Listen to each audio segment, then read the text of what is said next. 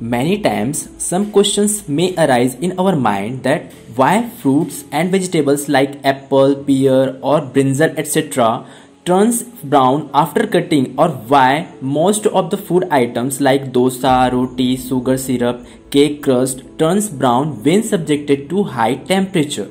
What is the science behind it? You will get the answer in our upcoming slides. This is because of the chemical reaction which is technically termed as browning reactions that takes place within the food. So browning is the process of food turning brown due to the chemical reactions that take place within food. Food browning is because of enzymatic browning or non-enzymatic browning.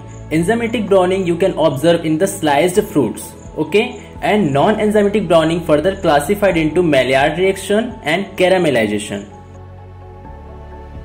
So first one is the enzymatic browning, which is most common in fruits and vegetables. In enzymatic browning, enzyme plays a key role in the reaction. Let's see the mechanism of the enzymatic browning. So when we cut a fruit, then phenolase enzyme and phenol compound which is present in the cells of the fruit exposed to the ambient air. When it is exposed to the ambient air, then the phenolase enzyme reacts with the oxygen which is present in the ambient air. Then it forms phenol oxidase. This phenol oxidase reacts with phenol and produce melanin, and this melanin is responsible for the brown color of food. Then second one is the non-enzymatic browning.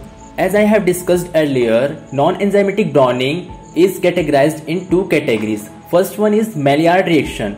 The reaction is named after Louis Camille Maillard, a French physician and chemist who described this reaction in 1912. It is the most delicious reaction, results in distinctive flavors for different cooking time and temperature combinations.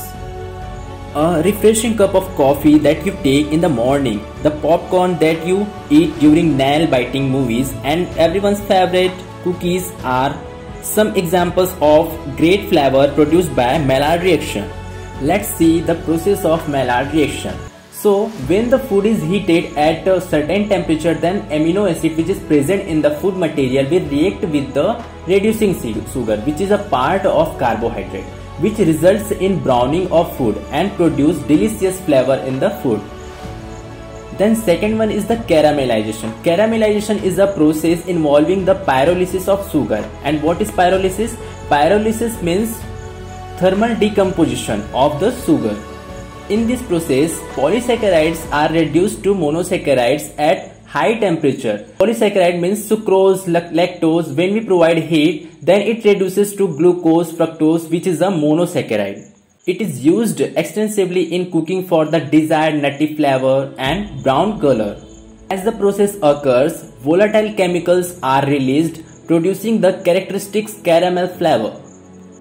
Hope this video will have informative for you. Kindly subscribe our channel and press the bell icon so that you will get the notification whenever we will upload our next video. Thank you for watching our video.